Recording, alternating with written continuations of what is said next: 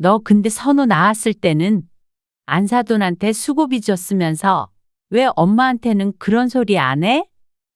뭐? 수고비? 엄마한테 수고비를 줘? 참나? 엄마는 그럼 수고비 못 받아? 엄마가 딸 도와주는데 무슨 돈을 달래? 너무하지. 오히려 한 푼도 안 주는 게 너무한 거 아니야? 그래도 3개월 동안 부려먹었으면 성의 표시는 좀 해야지. 왜 시집이랑 차별해? 유치하게 무슨 차별이야. 돈 줄 거면 사람을 썼지. 엄마한테 부탁 안 했지. 그러면 나는 공짜로 부려먹을 수 있으니까 부른 거야?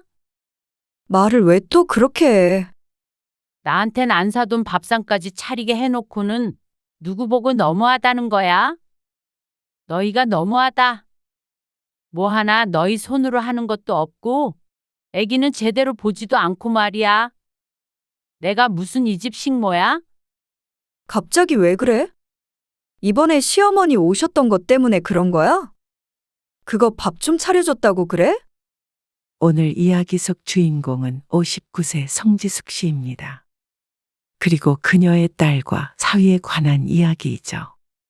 성 씨의 딸이 둘째를 출산하자 첫째 때 못해줬던 몸조리를 해주기 위해 딸의 집으로 들어가게 되었습니다.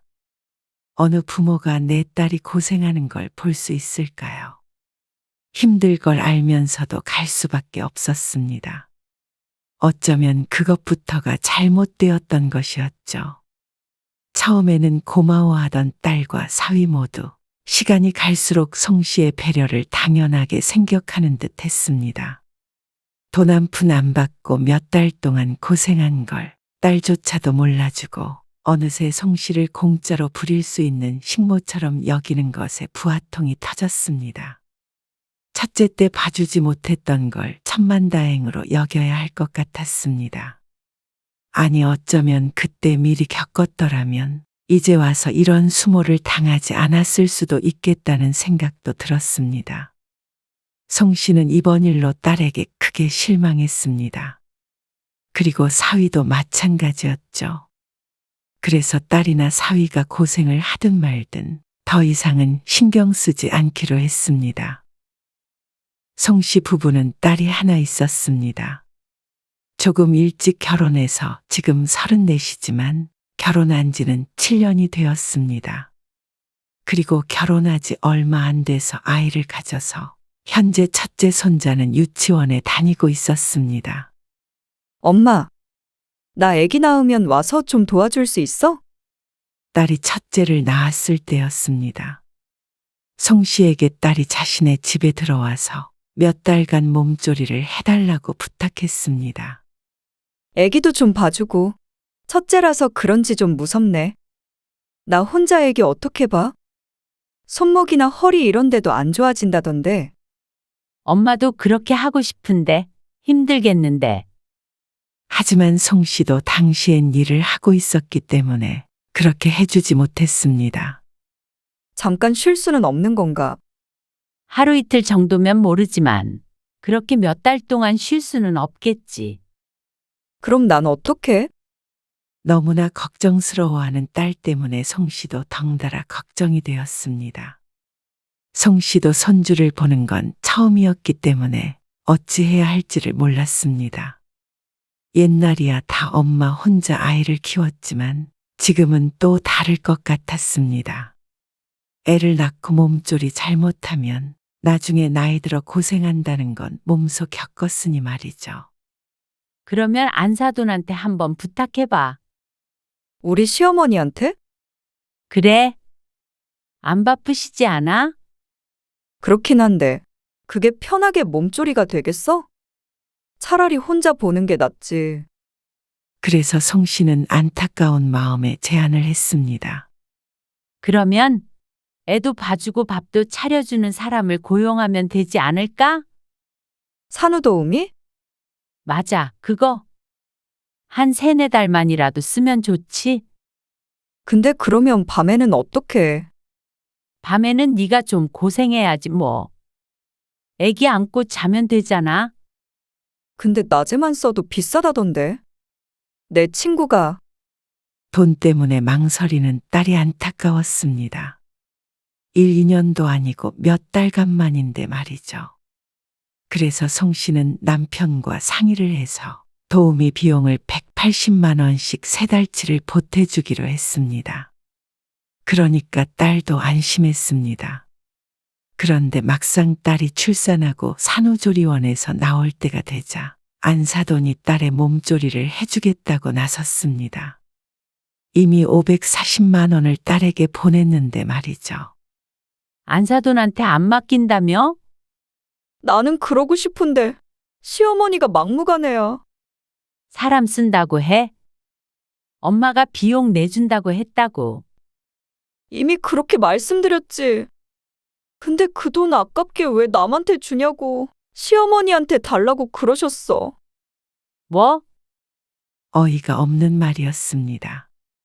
그래서 그렇게 하기로 했어? 그러면 어떡해. 무조건 그렇게 하시겠다고 지금 짐도 다 싸놓으셨대. 아이고 머리야. 근데 돈도 달래? 엄마한테 받았다니까. 그거 보내라고 계좌번호도 찍어주셨어.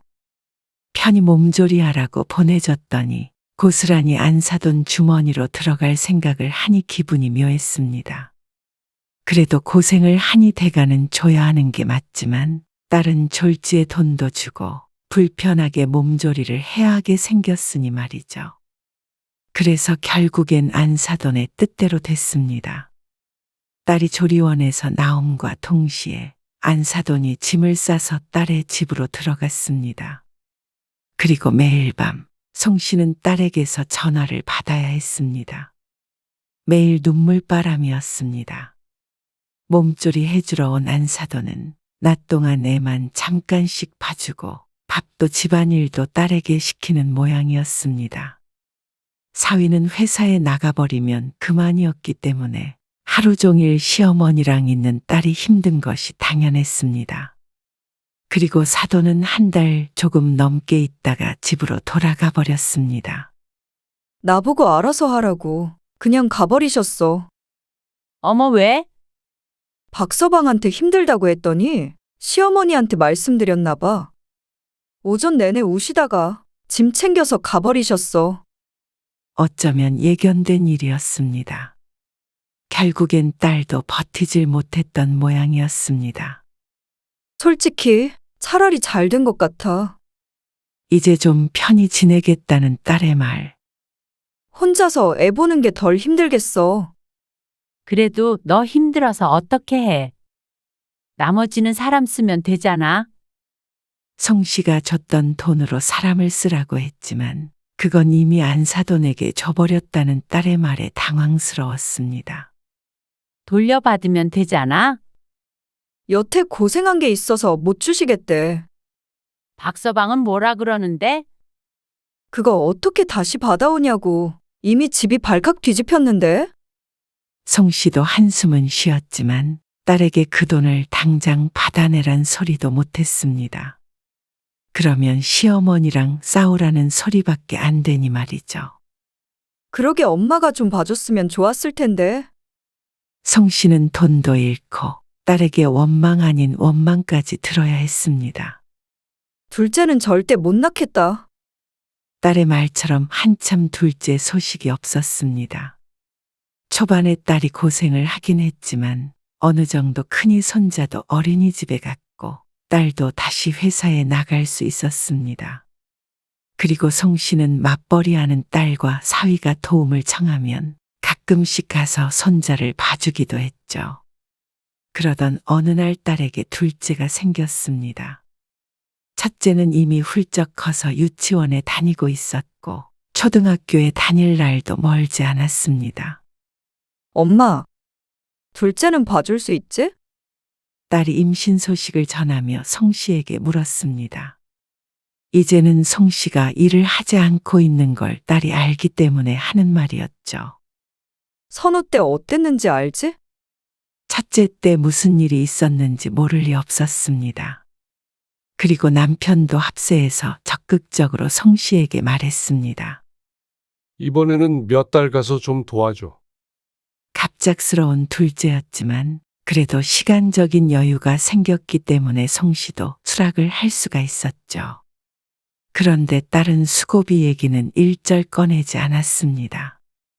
첫째 때 안사돈이 받았던 돈을 생각하면 딸이나 사위 둘 중 누구라도 언급해야 하는 문제가 아닌가 싶었습니다. 무슨 자식한테 돈을 받아? 그런데 딸도 줄 생각이 없어 보였고 남편도 송 씨를 타박했습니다. 딸의 말대로라면 최소 4, 5개월은 들어가서 지내야 할 것 같은데 말이죠. 너희 집에서 집안일 좀 도와주고 애기 봐주면 되는 거지? 근데 병원 들어갔을 때부터 우리 집에 와줘야 할 것 같아. 왜? 우리 선호 어떡해. 나 병원 가면 박서방도 따라와야 하는데. 그러면 선호를 우리 집으로 데리고 올까? 그게 되겠어? 아침마다 유치원 데려다 줘야 하는데 불편하잖아. 그래서 딸이 출산하러 갔을 때 송 씨는 짐을 싸서 딸의 집으로 들어갔습니다. 첫째만 보는 것은 그렇게 힘들지 않았습니다. 사실 낮 동안엔 유치원에 있기 때문에 송 씨가 집에도 왔다 갔다 할 수도 있었습니다. 5시쯤 유치원에서 손자가 오면 밥을 챙겨주고 씻기고 재우는 정도가 주된 일이었습니다. 그런데 힘든 건 따로 있었습니다. 엄마, 박서방 오늘 집에 들어갈 거야. 거기서 안 자고? 응, 집으로 바로 퇴근한대. 저녁밥 좀 차려줘. 알았어. 사위도 조리원에서만 생활할 수 없기에 가끔씩 집으로 왔습니다. 그럴 때면 이렇게 딸이 미리 전화를 줬습니다. 그러면 송 씨는 오후부터 신경을 많이 써야 했습니다. 아이 밥만이 아니라 사위 저녁상까지 봐줘야 했으니 말이죠. 송 씨는 아이 밥을 먹이고 자신도 대충 챙겨 먹지만 사위에게까지 대충 줄 수는 없었습니다. 잘 먹었습니다. 저는 씻고 잘게요. 그래. 그렇게 해. 그리고 한 공간에 딸도 없이 사위와 함께 있으니 눈치가 보이기도 했습니다. 그래도 밥만 먹고 안방에 들어가 버렸고 다음날 일찍 출근을 했기에 그나마 다행이었습니다. 그러던 어느 날이었습니다.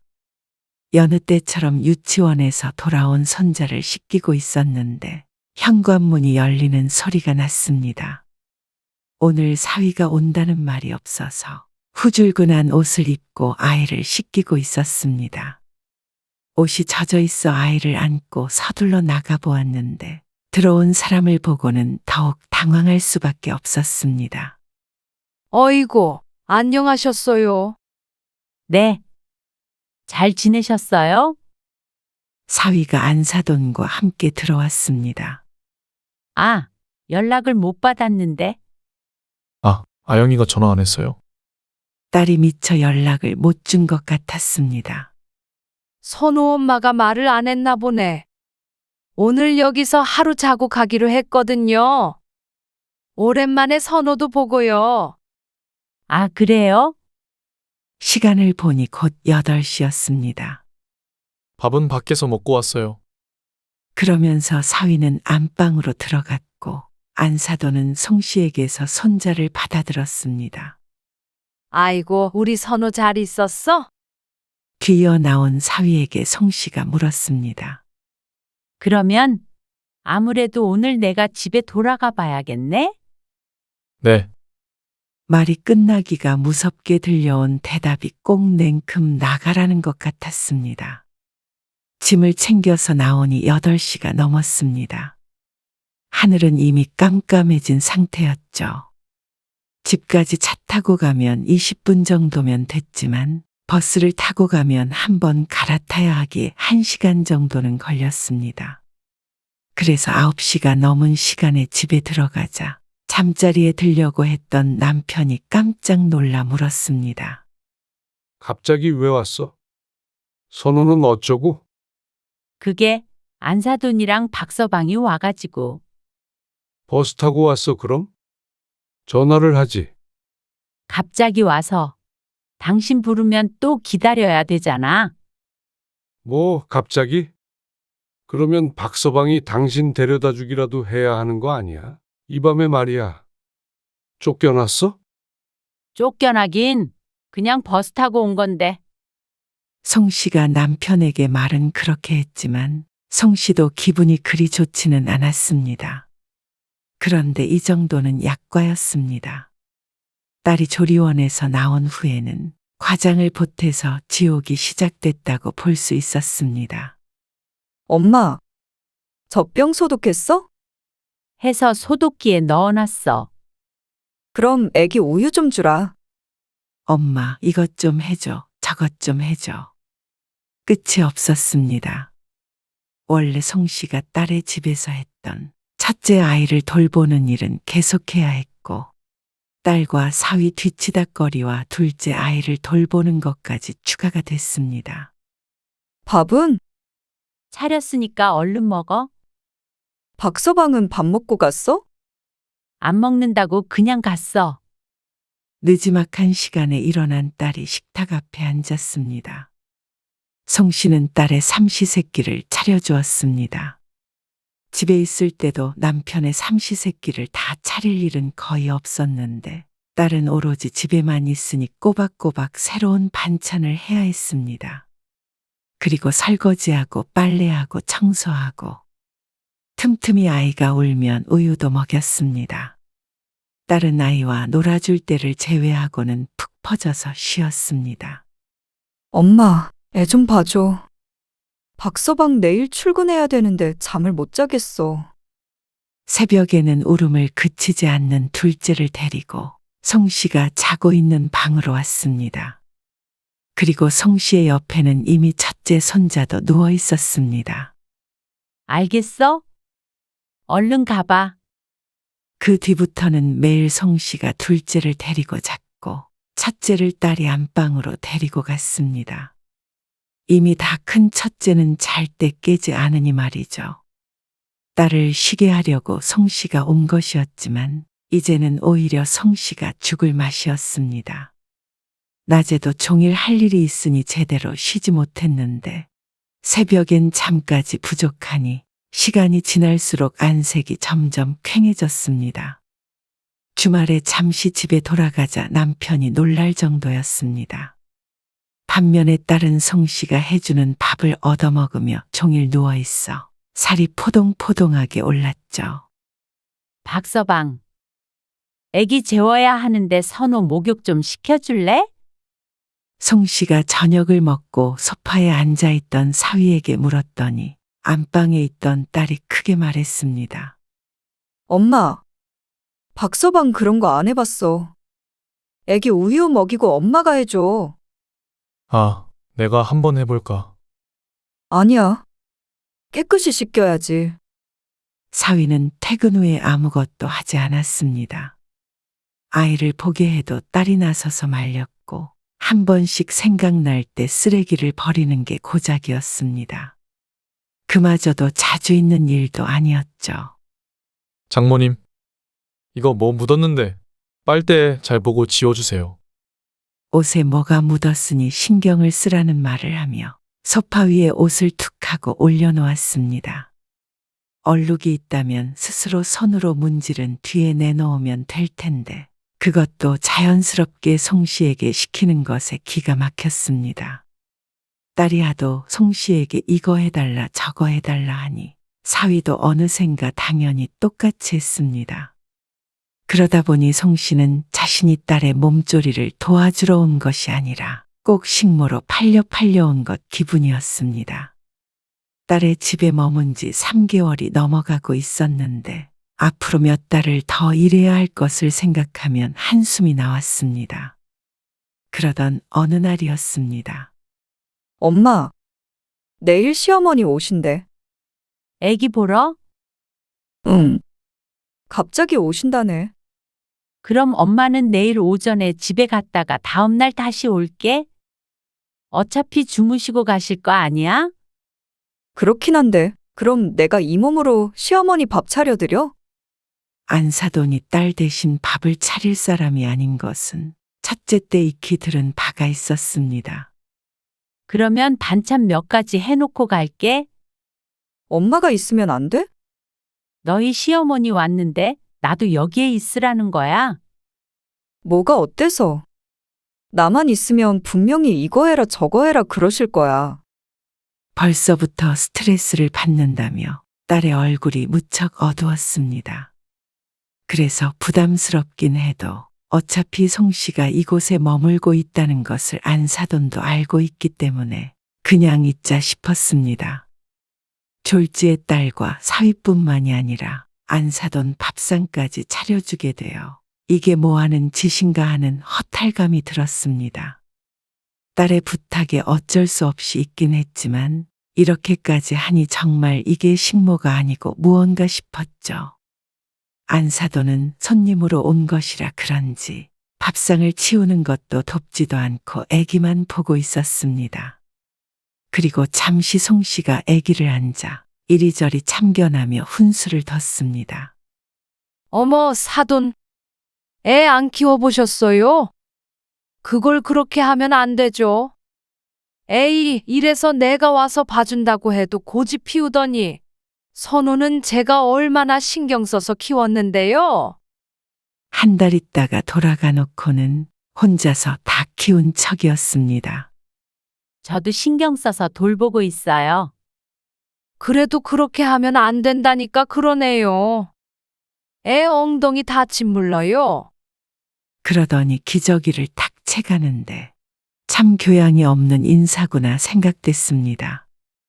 그런데 안사돈이 돌아가기 전에 거실에서 안사돈과 사위가 하는 이야기를 우연히 듣게 되었습니다.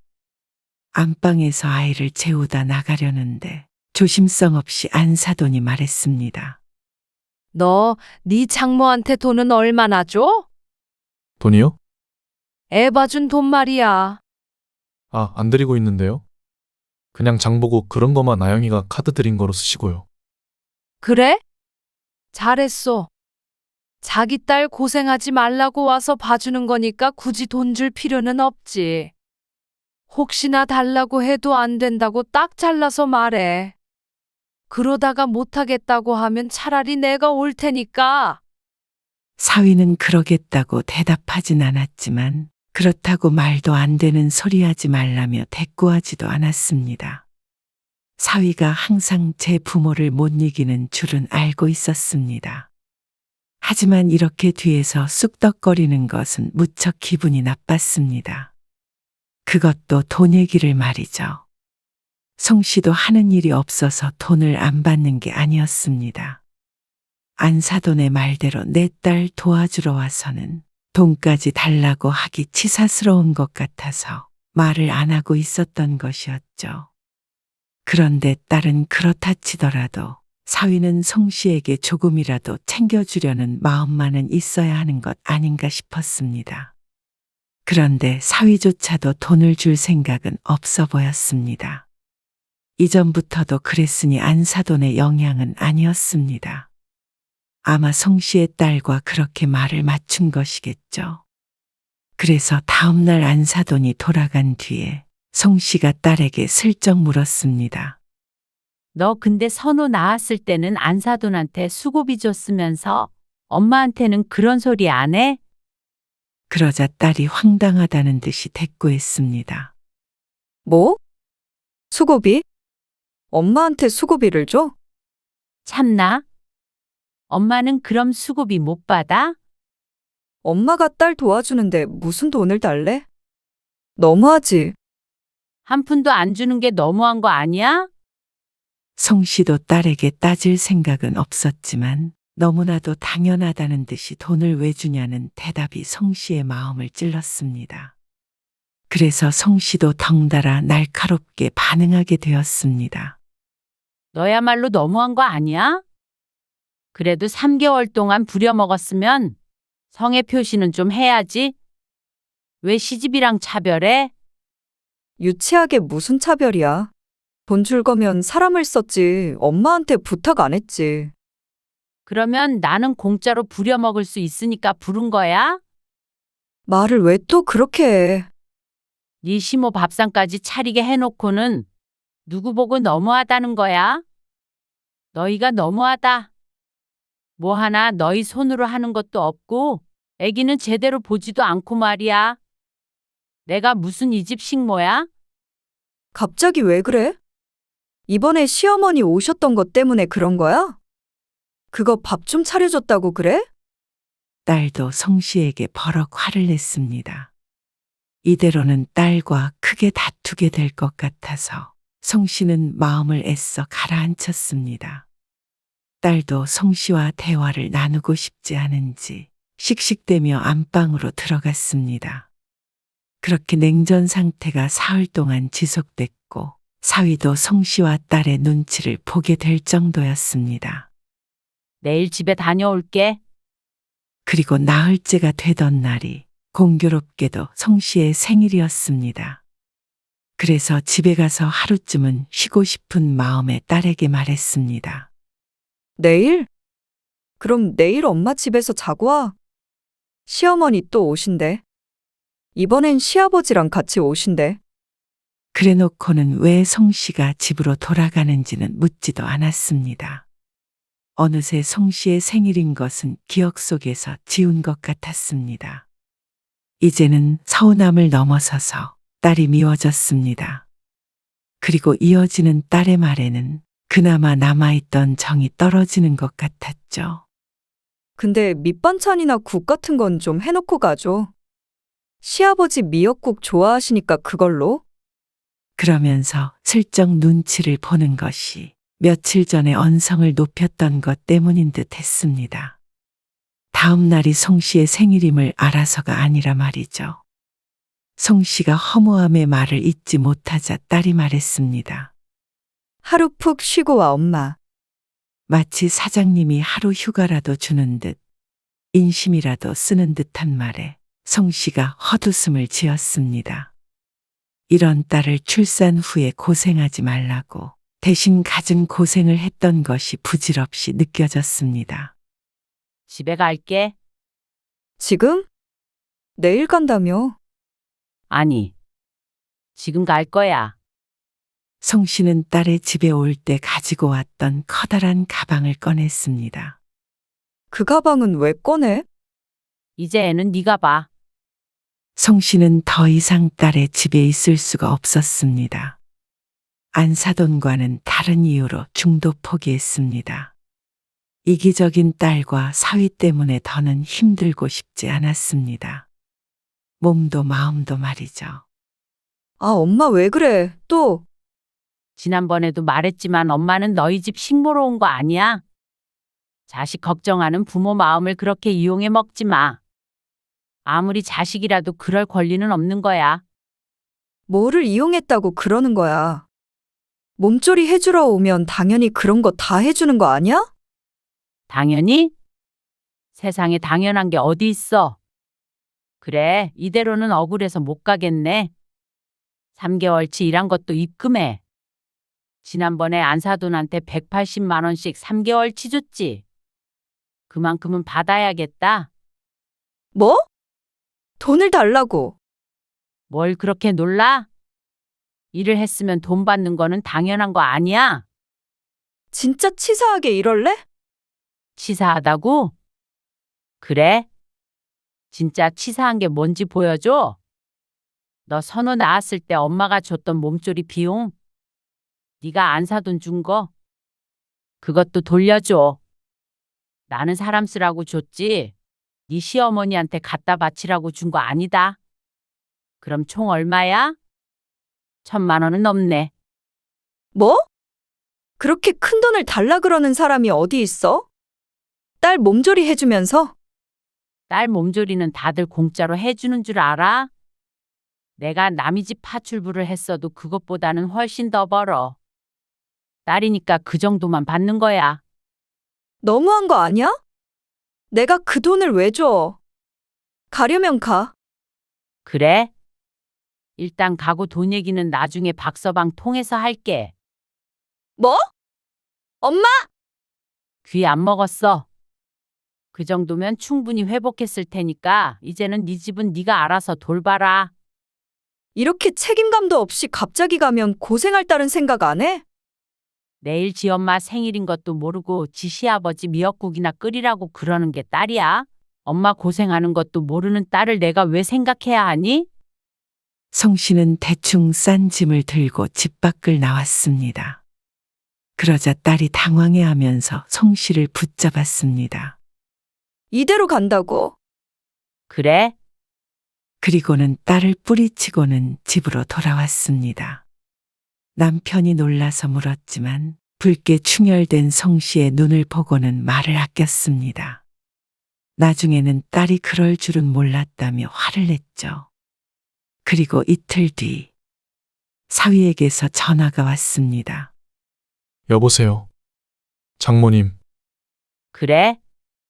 웬일이야? 사돈은 가셨나 보지? 네, 집에 가셨어요. 근데 장모님은 언제 오실 거예요? 짐짓 모른 채 하며 묻는 사위에게 성 씨도 태연하게 대답했습니다. 아영이가 말 안 해? 이제 안 간다고 말이야. 그리고 박서방 잘 전화했네.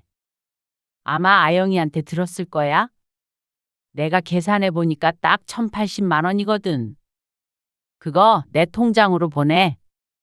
아, 그거요. 딸이 사위에게 하소연을 하긴 한 모양이었습니다. 그거는 일단 오셔서 같이 얘기 나눠보면 안 될까요? 아니, 이제는 그 집에 내가 발을 들이는 일은 없을 거야. 그러자 딸이 사위의 전화를 받고 받았습니다. 엄마! 나야. 이런 식으로 하면 정말로 다시는 우리 집에 못 와. 그렇게 말하면 무서운 줄 아는 모양이었죠. 그래? 바라던 바야. 이제 너희 집 거실만 봐도 삭신이 쑤신다. 네 말대로 다시는 안 갈 테니까 오늘 중으로 넣어라. 박서방이 안 넣어주면 안사돈한테 전화해서 받아낼 거야. 그러자 딸이 무어라 반박했고 성 씨는 듣지 않고 끊었습니다. 그리고 1시간쯤 뒤에 성 씨의 통장으로 1,080만 원이 들어왔죠. 혹시나 송 씨가 정말 안사돈에게 연락을 할까봐 걱정이 되긴 하는 모양이었습니다. 여보, 내가 본의 아니게 돈을 좀 벌어왔네. 그게 번 거야?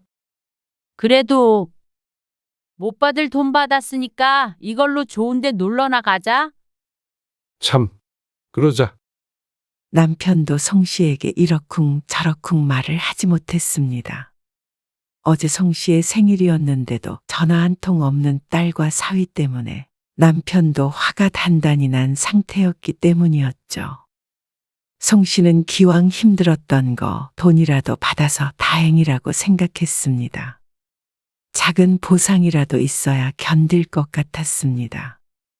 송 씨는 그 뒤로 딸과 사위가 한 전화는 받지 않았습니다. 남편은 통화를 한 번 한 것 같지만 크게 한 소리 했는지 그 뒤로는 전화도 걸려오지 않았죠. 현재로서는 차라리 후련했습니다. 적어도 자식 때문에 이보다 더 마음 아플 일은 새롭게 생기진 않을 테니 말이죠.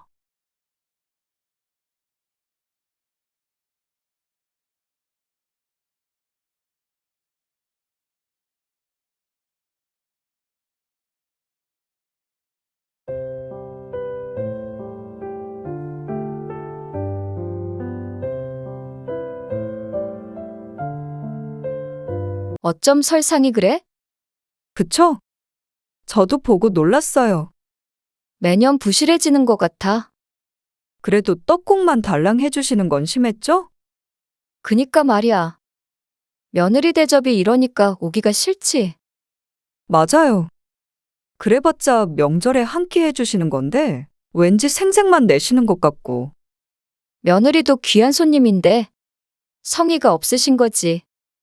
그리고 계속 편찮으시다고 하는 게 혹시나 설거지 하라고 할까봐 얼른 일어났잖아. 저도 그래서 같이 따라서 일어난 거죠. 오늘 이야기 속 주인공은 64세 한명희 씨입니다. 그리고 그녀의 아들들, 그리고 며느리들에 관한 이야기입니다. 다 큰 자식들 볼 수 있는 날이라고는 많지 않았습니다. 그 중에 명절처럼 오랜 시간 같이 있는 날은 더 흔치 않았죠. 그렇다면 명절이 기다려지고 반가워야 하는데 아들 며느리들을 기다리는 기분이 꼭 시집에 일하러 가는 며느리가 된 기분이었습니다. 명절이 두려운 건 며느리뿐만이 아니었습니다. 다른 가족들은 모르겠지만 적어도 한씨 가족에 있어서는 시어머니인 한씨가 가장 명절을 지긋지긋해 했습니다. 힘든 일은 혼자 다 하고 좋은 소리는 듣지도 못하는 이런 날은 차라리 없어졌으면 했습니다. 어쩌면 자신이 며느리이던 시절보다도 더 큰 스트레스를 받게 된 것 같았죠. 그런데 기껏 차려주었던 설 밥상을 두고 두 며느리가 한씨의 흉을 보는 것을 듣게 된 이후로는 노이로제가 생길 것 같았습니다. 내 자식들 비위 맞추기도 힘든데 남의 자식인 며느리가 둘이나 되니 명절이 무서워진 것이 당연했습니다. 그래서 모두들 이렇게 싫어하는 명절, 의미가 없지 않나 생각하게 되었죠. 한씨는 그래서 명절에는 모든 걸 뒤로한 채 떠나기로 결심했습니다. 한씨는 아들이 둘이 있었습니다. 그리고 자식들과 사이는 나쁘지 않았습니다. 딸을 키워본 적이 없으니 딸들이 얼마나 살가울지는 몰라도 아들 둘만으로도 충분하다고 생각했습니다. 딸처럼 알뜰살뜰 부모를 챙기는 것까진 아니었어도 자식 노릇은 충분히 잘하고 있다고 생각했습니다. 둘 모두 공부도 잘했고 사고 없이 괜찮은 직장까지 들어갔으니 큰 걱정 없이 자식 농사를 지었다고 볼 수 있었습니다. 그런데 가장 큰 관문이 기다리고 있을 줄은 몰랐죠. 2살 터울인 아들이 결혼을 하고 비슷한 또래의 며느리도 둘이 생겼습니다. 1년 사이에 결혼식을 올렸는데 며느리들끼리도 사이가 좋았습니다. 결혼 전부터 자주 만나던 사이 같았죠. 하지만 새로운 가족도 생겼고 그 가족들끼리도 사이가 좋으니 온 가족이 화목해야 하는데 그게 당연한 것은 아닌 듯 했습니다. 둘째 아들이 첫째 아들에 이어 결혼한 지도 몇 년이 지났습니다. 그런데 결혼하니 아들조차도 손님이 된 것 같았습니다. 며느리가 내 자식처럼 편하지만은 아닌 것은 당연하다고 할 수 있겠지만 아들까지 그렇게 될 줄은 몰랐죠. 특히나 명절은 힘들었습니다. 둘만 지내던 집에 아들 며느리까지 4명이 더 오니 한씨 혼자 6명이 먹을 음식을 준비해야 했습니다.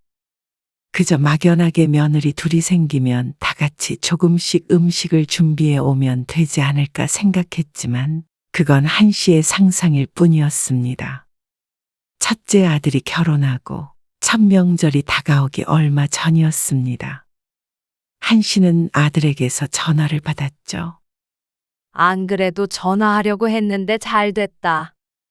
왜요? 설에 언제 올 건지 물어보려고 했지. 처럼 전날에 가죠. 뭐.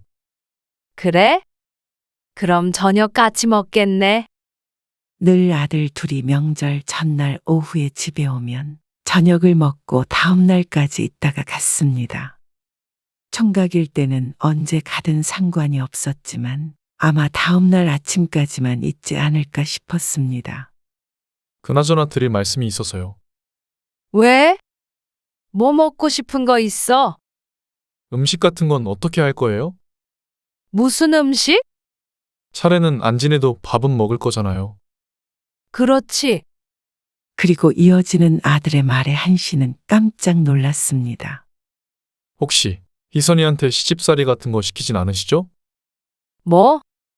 아니, 저는 별 생각 없었는데 주변에서 명절 때 이혼 얘기 나오는 부부가 많다고 그래서요. 혹시나 그게 우리 집이 될까 봐요. 물론 그럴 리는 없겠지만요. 궁금해서 물어보는 게 아니라 한씨가 느끼기에는 경고라도 하는 것 같은 느낌이었습니다. 자신의 아내를 고생시키지 말라고 말이죠. 내가 시집살이를 왜 시키니? 한씨가 힘 빠진 목소리로 대꾸했습니다. 아직 명절은 오지도 않았는데 아들에게 질타 아닌 질타를 받게 되어 기분이 좋지 않았습니다.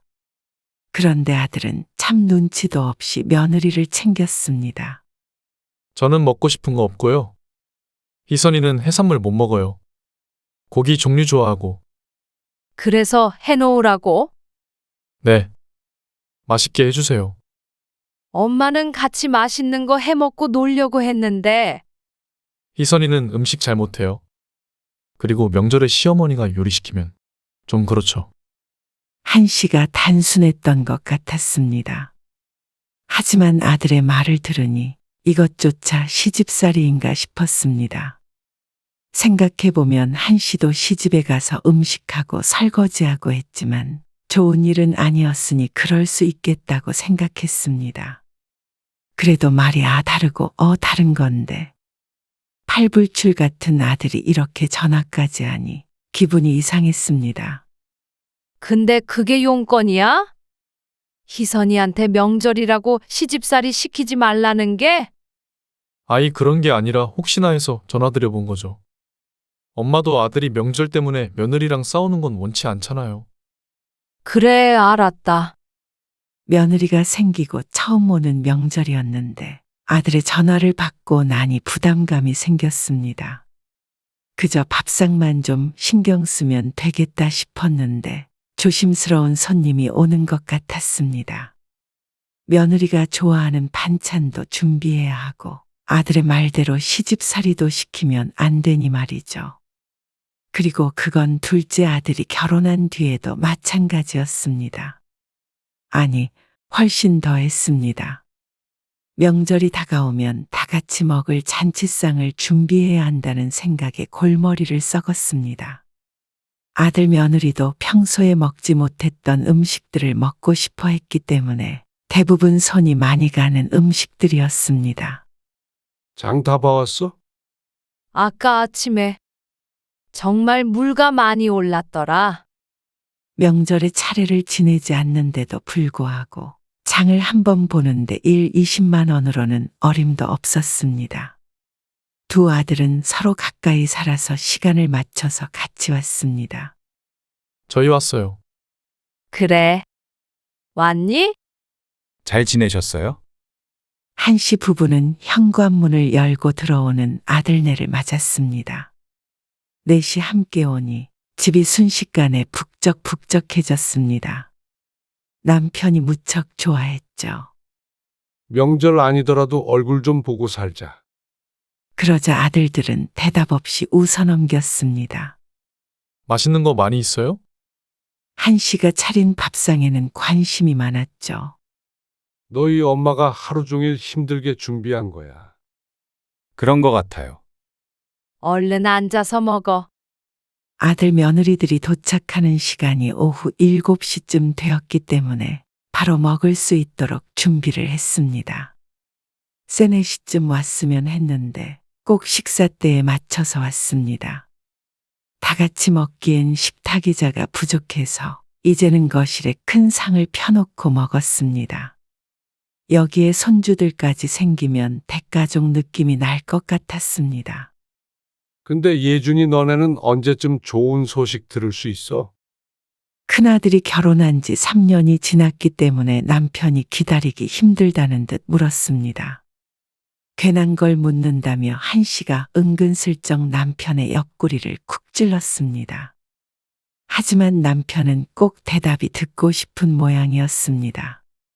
아직은 좀 더 신혼을 즐기려고요. 이미 아들의 나이가 30 중반이 넘어가고 있었기에 급한 남편의 마음도 이해가 갔습니다. 한씨도 남편에게 눈치는 주었지만 궁금하기도 했습니다. 그런데 옆에서 큰며느리가 불만스러운 말투로 대신 대꾸했습니다. 아버님, 요즘엔 명절에 그런 거 물어보는 거 아니래요. 그래? 네. 결혼 언제 하냐? 아이는 언제 생기냐? 그런 거요. 그러자 남편이 민망한 표정을 지으며 고개를 끄덕였습니다. 다른 사람도 아니고 며느리가 그러니 뭐라 대꾸하기도 조심스러운 모양이었습니다. 저희한테도 묻지 마세요. 아이는 부부의 영역이에요. 한씨는 속으로 조금 놀랐습니다. 요즘 며느리들 참 당돌한 것은 알고 있었지만 시아버지에게까지 그런 말을 거리낌 없이 할 수 있는 것에 당황스러웠죠. 남편도 고지식한 편인데도 며느리가 당당히 말하니 오히려 하고 싶은 말도 제대로 하지 못하는 것 같았습니다. 한 씨는 며느리의 그런 면은 조금 부럽기도 했습니다. 한 씨가 젊었을 적에는 결코 일어날 수 없었던 일이니 말이죠. 어머님, 저 밥 좀 더 주세요. 큰 며느리가 한 씨를 돌아보며 말했습니다. 잠깐만. 한 씨가 며느리의 밥그릇을 들고 끙 소리를 내며 자리에서 일어났습니다. 식탁 의자가 아닌 바닥에 앉아 있으니 앉았다 일어났다 하는 것도 일이었습니다. 어머님, 저는 국이요. 큰 며느리의 밥을 가져다 주자 작은 며느리가 자신의 국그릇을 내밀었습니다. 한 씨는 잠시 멈칫하고 이내 국그릇을 받아들었습니다. 다시 뒤를 돌아 부엌에서 국을 새로 퍼왔습니다. 그나마 아들은 자리에서 일어나서 필요한 걸 가져왔지만 며느리들의 엉덩이는 자리에서 떨어지는 법이 없었습니다. 종일 분주하게 움직여 상다리 부러지게 차려주었는데 이런 잔심부름까지 시키니 아들 며느리가 조금 약속하다는 생각도 들었습니다. 물론 1년에 몇 번 있지 않는 명절이니 참자고 스스로 달랬죠. 중요한 손님이 왔다고 생각하면 마음이 좀 더 나았습니다. 하지만 차리는 것은 차리는 것이지만 치우는 건 어느 정도 같이 해줬으면 하는 마음이 있었습니다. 입가심 할 것 없어요? 어떤 거? 과일 같은 거요. 이것 좀 치우고 먹어야지. 그럼 치우고 나면 주세요. 그러더니 아들들과 며느리들은 거실에 앉아 이야기 꽃을 피웠습니다. 큰 아들이 소파 위에 드러누워 있었고 그 밑으로 작은 아들과 며느리들이 앉았죠. 서로 자주 만난다더니 아주 친밀해 보였습니다. 예준아, 병준아. 이거 옮기는 것 좀 도와줘.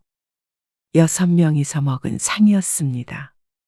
평소처럼 간단히 먹은 것도 아니고 6인 상이 가득 찰 정도로 차려냈기 때문에 당연히 치울 것도 많을 수밖에 없었죠. 도저히 혼자 치울 엄두가 나지 않았습니다. 그런데 아들들의 반응은 시큰둥했습니다. 잠깐만요. 조금 있다가요. 두세요. 이따가 병준이랑 같이 옮길게요. 하지만 두 아들들이나 며느리들 중 누구도 일어나는 사람이 없었습니다. 설거지도 도와주겠다고 빈말을 하는 사람도 없었습니다. 뭐하러 오랜만에 왔는데 애들을 시켜. 종일 음식을 했던 한 씨의 마음을 남편조차도 알아주지 않았습니다. 아침부터 부엌을 종종거리던 걸 강 건너 불구경하듯이 있었으면 치우는 것이라도 적극적으로 치워야 할 텐데 남편도 설렁설렁이었습니다. 결국 명절에 가장 힘든 것은 한 씨밖에 없었습니다. 남편도 함께 손님을 맞는 입장이지만 한 씨만큼의 책임감이 없었습니다. 말로만 애들을 시키지 말아라 어쩌라 하면서 말이죠. 한 씨가 설거지를 마쳤을 때쯤에 드디어 아들과 며느리가 자리에서 일어났습니다. 그러더니 외투를 챙겼습니다. 어디 가게? 네. 요 앞에서 맥주 좀 먹고 올게요. 이 시간에? 남편의 말에 시계를 보니 9시 정도가 되어 있었습니다. 늦은 시간도 아닌데요, 뭘. 먹으려면 집에서 먹지 그래. 에이, 그래도 분위기가 있잖아요. 조용히 얘기 좀 하고 오려고요. 그러자 남편이 서운한 듯한 기색을 보였습니다. 아마도 함께 맥주 한 잔 마시면서 이런저런 이야기를 하고 싶은 것 같았습니다. 한 씨도 그런 시간을 생각했는데 쿵짝이 맞는 아들 며느리들은 저들끼리 오붓하게 있고 싶은 모양이었죠. 금방 들어올게요. 아마 2시간쯤 있다가 아들네가 들어올 때쯤이면 한 씨나 남편은 잠자리에 들 시간이었습니다. 그래. 다녀와라. 그렇다고 나간다는 자식들을 붙잡을 수도 없으니 남편이 불퉁하게 대답했습니다. 아니, 명절에 왔으면 가족들이 다 같이 시간을 보내야지. 지들끼리 저게 뭐야? 자식들이 나가고 남편이 투덜거렸습니다. 하지만 한 씨는 한편으로는 마음이 편하기도 했습니다. 여기서 뭘 먹는다면 한 씨가 또 뭐라도 차려야 할 듯 했으니 말이죠. 그냥 일찍 자자. 한 씨는 어서 침대에 눕고 싶었습니다. 계속 굽혔다 폈다 했던 허리도 비명을 지르는 것 같았고 무척 피곤했습니다. 그리고 내일 아침까지 또 똑같이 상을 차려야 하니 한시라도 빨리 자고 싶었죠. 애들 들어오는 건 보고 자야지. 아이고, 당신이 봐. 아무튼 애들이나 당신이나 가족이 뭔지를 모른다니까. 남편이 혀를 차는 소리를 들으며 한시는 자리에 누웠습니다. 그리고 스스륵 잠이 들었고 어느 순간 쾅 하는 소리에 눈이 떠졌습니다. 언제 잠들었는지도 모르겠는데 시간이 훌쩍 지나가 있는 것 같았습니다. 사위는 어두웠고 옆에는 남편도 이미 잠들어 있었습니다. 애들이 들어왔나? 시간을 보니 새벽 2시가 넘어가고 있었습니다. 그런데 거실에서 말소리가 들렸습니다. 한씨가 자리에서 일어나서 나가보니 만취한 아들 며느리들이 들어오고 있었습니다. 안 주무셨어요? 아, 이제 들어와? 나간 지 6시간 가까이 됐는데 이렇게 오랫동안 뭘 했나 싶어서 놀랐습니다. 얼굴들이 무척 붉은 것이 술을 많이 마신 모양이었습니다. 내일 일찍 어떻게 일어나려고 그래? 아, 일찍 깨워주세요. 아무래도 아침밥을 먹고 바로 사돈네로 출발해야 했기에 늦잠을 잘 수는 없을 것이었습니다. 하지만 이 상태로 일어날 수 있을지 의문이었죠. 그리고 역시나 한시의 예상대로 아들 며느리는 8시가 지나도 일어나질 못했습니다. 어서 일어나서 밥 먹어. 10시에 출발한다며? 아무리 깨워도 소용이 없었습니다. 한시가 차려놓은 밥상은 차갑게 식어가고 있었습니다. 며느리들도 10시가 다 되어 뒤늦게 일어났습니다. 얼른 밥 차려주세요. 금방 가야 하니까. 한시는 1시간 전에 치워둔 밥상을 급하게 다시 차렸습니다. 남편도 아침밥을 늦은 시간에 먹게 되어 심기가 무척 불편해 보였습니다. 근데 반찬이 뭐 매번 똑같네요. 잘만 먹던 큰아들이 무심하게 툭 내뱉은 말에 한시의 미간이 찡그려졌습니다. 그러게. 거기에 맞장구 치는 작은 아들. 욱하고 무언가 가슴을 치고 올라오는 듯 했습니다. 명절 며칠 전부터 뭘 차려줘야 할까 고심했던 한시의 마음도 몰라주는 아들들 때문에 속상했습니다. 아침밥이지만 밥상 한가득 정성스레 차려진 음식들이 모두 외면당한 것 같았습니다. 한시가 둘러보아도 결코 매번 똑같은 반찬이 아니었습니다. 아들 며느리가 좋아하는 반찬 몇 가지는 똑같을 수 있지만 대부분 밑반찬들도 그때그때 새롭게 하는 것이었습니다. 밥을 차려줘도 고마운 줄 모르고 불평만 하는 모습에 어처구니가 없었습니다. 거들어주지는 않아도 최소한 잘 먹겠다는 말 정도는 해야 예의가 아닌가 싶었습니다. 기껏 차린 밥을 아들 며느리들은 먹는 둥 마는 둥 했습니다. 당연히 일어나자마자 먹으니 입맛도 없을 것이고 금방 출발해야 하니 마음도 급할 것이었습니다. 저희 이만 먹고 가볼게요.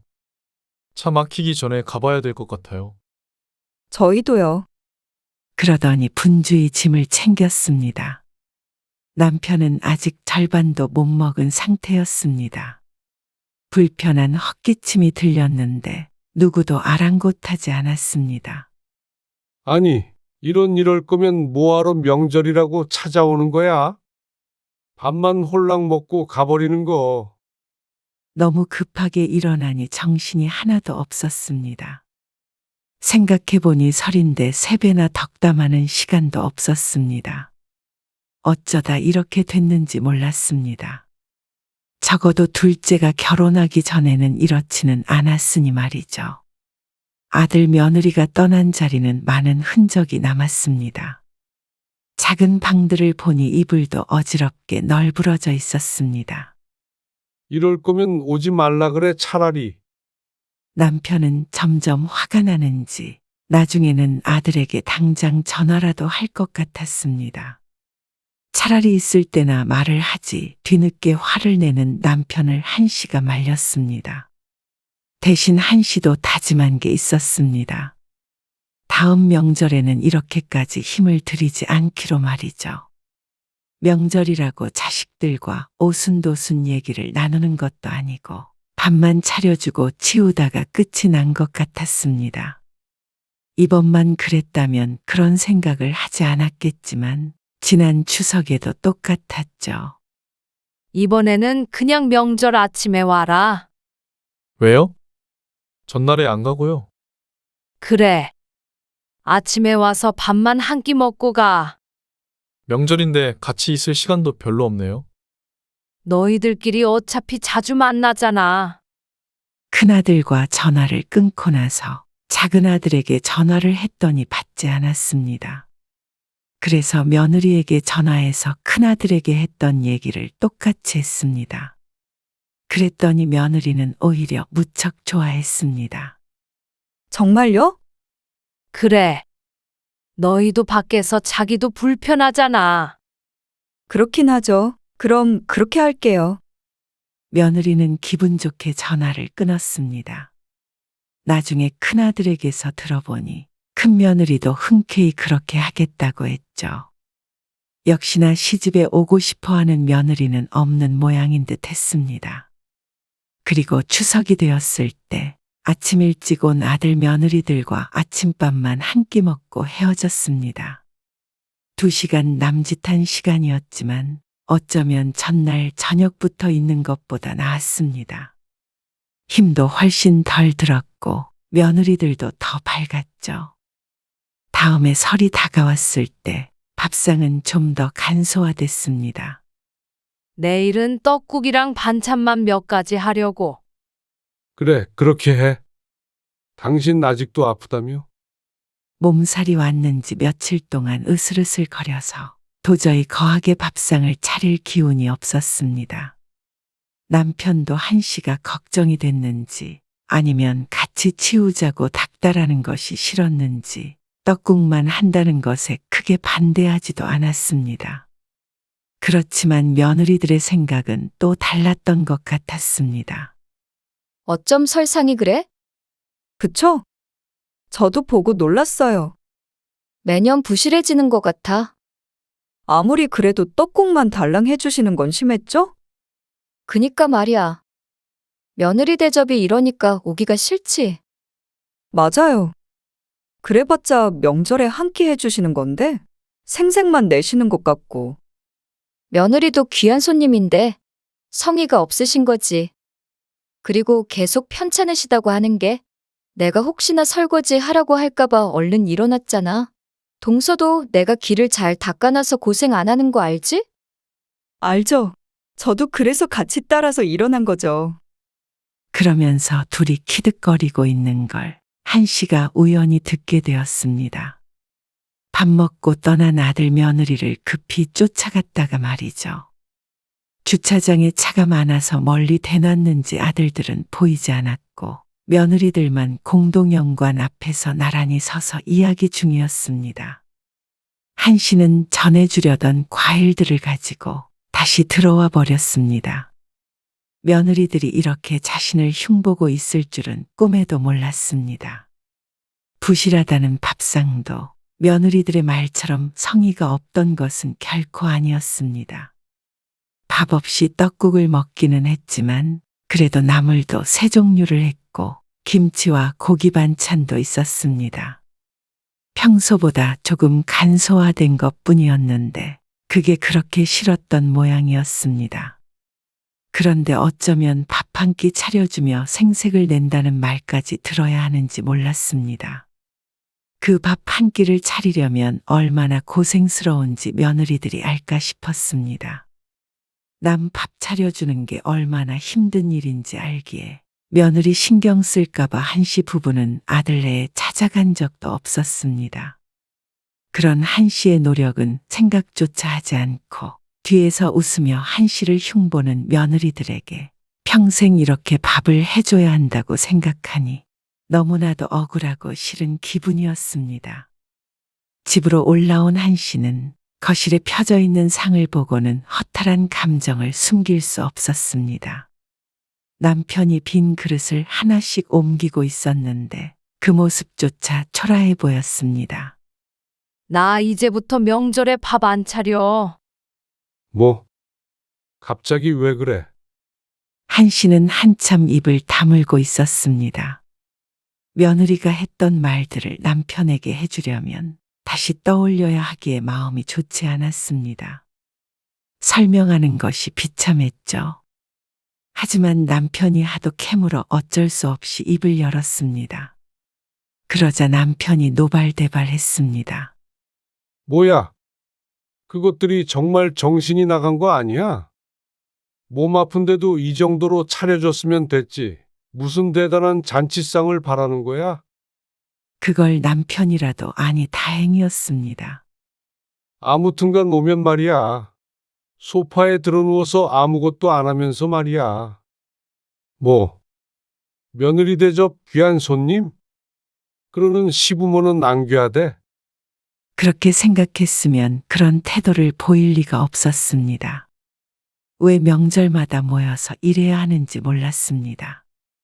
애초에 만나지 않으면 며느리들도 굳이 와서 부실한 밥 얻어먹지 않아도 되고 한시도 해주고 욕을 먹지 않아도 됐으니 말이죠.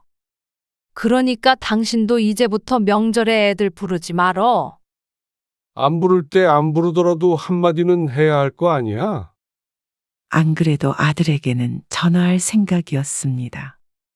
다음 명절부터는 보지 말자고 말하려고 해도 이유는 설명해야 할 테니 말이죠. 한씨는 명절이 끝나길 기다렸다가 큰아들에게 전화를 걸었습니다. 그리고 며느리들이 했던 대화를 고스란히 전하자 아들이 놀라서 대꾸했습니다. 잘못 들으신 거 아니에요? 아들도 똑같이 나쁜 놈이긴 했지만 그게 잘못됐다는 건 알고 있는 모양이었습니다. 잘못 들은 거면 내가 노망이 난 거겠지. 아마 그런 뜻은 아니었을 거예요. 그런 뜻이 아니더라도 떡국 맛있게 잘 먹었다는 뜻도 아니었겠지. 그러자 아들이 말이 없었습니다. 나도 부실한 밥상 차려주면서 며느리에게 뒷담화 듣고 싶지 않아. 그리고 힘들게 까탈스럽고 어려운 손님 평생 대접하고 싶은 마음도 없고 말이야. 그래서 앞으로는 가지 말라고요? 그래. 한번 전해봐라. 아주 좋아할 거다. 아무리 그래도요. 명절에 오지 말라는 말은 좀 그렇죠. 꼭 부모 자식 간에 등 돌리자는 말 같잖아요. 나도 너희가 그런 말 했을 때 그렇게 느꼈어. 그래서 더 이상 나도 바보처럼 퍼주기만 하는 건 그만하련다. 너희는 언제 떡국 한 그릇이라도 엄마 아빠한테 대접한 적이나 있니? 그래놓고 반찬이 매번 똑같다, 부실하다. 한 끼 해주는 거 가지고 생색낸다 그러면 이게 연 끊자는 말이나 다름없지 않아? 오해겠죠. 제가 잘 말해볼게요. 아니, 너나 병준이도 똑같아. 어쩜 집에 와서 숟가락 하나도 놓는 거 안 도와주고 말이야. 설거지 해준다는 말도 빈말이라도 한 적이나 있어? 그리고 항상 저녁만 먹고 너희들끼리 홀랑 나가버리고 그러려면 뭐 하러 와? 아니, 그래도 자식 얼굴만 봐도 좋아야 하는 거 아니에요? 자식도 자식 나름이지. 너희도 나중에 애 낳아서 똑같이 한번 해봐라. 그리고 그런 말이 나오나 한번 생각해봐. 그리고 안 봐야 너희도 차라리 내가 모르는 곳에서 흉을 볼 거 아니야. 내 시선은 쿵짝이 맞으니 이번에는 네 명이 같이 한씨의 흉을 볼 수도 있었습니다. 하지만 어차피 흉 볼 거 한씨가 모르는 곳에서 보라고 하고 싶었습니다. 그러고 전화를 끊었고 둘째 아들에게는 따로 전하지 않았습니다. 알아서 큰아들이 큰 며느리와 작은 아들에게 전할 것이고 그러면 작은 며느리도 자연적으로 알게 되어 있었습니다. 작은 아들에게서는 전화가 왔습니다. 미정이랑 얘기해 봤는데요. 그렇게 말한 적은 없대요. 역시나 그럴 리 없다는 말이었습니다. 큰아들에게 했던 말을 똑같이 반복하는 것도 힘들었습니다. 그런데 그런 한씨를 작은 아들은 비난했습니다. 그렇다고 오지 말라고 그러는 건 너무 부모의 정이 없는 거죠. 미정이는 그래도 오겠다니? 그러자 작은 아들은 대답하지 못했습니다. 작은 며느리의 마음을 한시도 모를 리 없었습니다. 시어머니가 오지 말라고 하면 오히려 고맙지 않을까 싶었습니다. 다만 아쉬운 건 아들들인 것 같았습니다. 1년에 몇 번이나 간다고요. 가서 가족끼리 밥 한 끼 얻어먹는 것도 안 돼요? 하지만 한씨는 끝내 거절했습니다. 당장 다가올 남편의 생일에도 오지 말라고 했습니다. 매년 오는 것은 아니었지만 가끔씩 주말과 겹치면 왔기 때문에 혹시나 했습니다. 이번 남편의 생일이 마침 일요일이었기 때문이었습니다. 아들이 납득하지 못해도 한씨는 상관이 없었습니다. 그런데 추석이 되자 두 아들들에게 연락이 왔습니다. 은근슬쩍 몇 시쯤 가면 될지 물어보는데 한씨의 말을 심각하게 받아들이지 않은 것 같았죠. 오지 말라니까 그러네. 아니, 외국에서도 이 정도로 자식을 멀리하지는 않아요. 어차피 집에 계실 거잖아요. 아니, 누가 그래? 어차피 집에 있을 거라고. 앞으로 명절 때는 우리끼리 여행 가기로 했어. 그러니까 너희들도 알아서 만나서 술을 마시든 밥을 입맛대로 차려 먹든 알아서 해. 그러자 아들이 한숨을 푹 쉬었습니다. 며느리들이 모이면 시어머니 얘기도 할 수 있고 그렇죠. 왜 그거 가지고 이렇게 꿍해서 그러세요? 이 말을 들으니 아들도 역시나 똑같다 싶었습니다. 똑같으니 한씨 혼자 그 고생을 해가면서 명절마다 아등바등 했던 것이었겠죠. 원래 명절은 며느리들이 싫어해야 맞잖아요. 왜 엄마가 그러시는 거예요? 황당해하는 아들은 끝까지 모를 것 같았습니다. 나중에 나이 들어 자식들을 결혼시켜야 알게 되겠죠. 그때가 되면 지금보다 더욱더 시부모가 길을 못 펴는 때가 되지 않을까 싶었습니다. 내 며느리들은 시집살이 안 하니 나보다 안 싫어하는 모양이지. 나는 며느리살이, 자식살이 하느라 죽겠다. 그러니까 서로 좋아하지 않는 일들 하지 않으며 살자. 후회 안 하시죠? 나중에 자식 얼굴 보고 싶다, 손주 얼굴 보고 싶다 하지 마세요. 허참. 그래. 너희나 나중에 애 봐달라고 부탁하지 말아라. 한씨는 미련 없이 전화를 끊어버렸습니다. 끝까지 저만 잘났다는 아들의 말을 더 이상 듣고 싶지 않았습니다. 아들은 대단히 착각을 하고 있는 모양이었습니다. 손주 얘기를 들먹이면 마음이 흔들릴 줄 아는 모양이었습니다. 아직 생기지도 않은 손주 때문에 그 고생을 평생 할 마음은 절대로 없었습니다. 그리고 뒤에서 그런 말을 해대는 며느리를 가족으로 받아들이고 싶지도 않았고 그런 며느리만 감싸는 아들들도 차라리 안 보는 게 마음 편할 것 같았습니다. 한씨는 아들에게 말했던 대로 명절에 남편과 함께 여행을 떠나버렸습니다. 혹시나 찾아오면 골치 아픈 일만 있을 것 같아서였는데 실제로 왔는지 여행 가 있는 동안 전화도 몇 통 왔습니다. 하지만 받지 않았습니다. 그러니 속이 다 후련했습니다. 자식 얼굴 몇 시간 보자고 몇 날 며칠 고생하고 상처받았던 것을 생각하면 왜 진작에 이렇게 안 했나 오히려 후회가 됐죠. 남편도 더 이상 손주 타령을 하지 않았습니다. 그간 자식들에게 많이 실망을 한 듯 했습니다. 우리끼리 전이나 부쳐 먹자. 여행에서 돌아와서 조촐하게 상을 차려 먹으니 차라리 몸도 마음도 편안했습니다.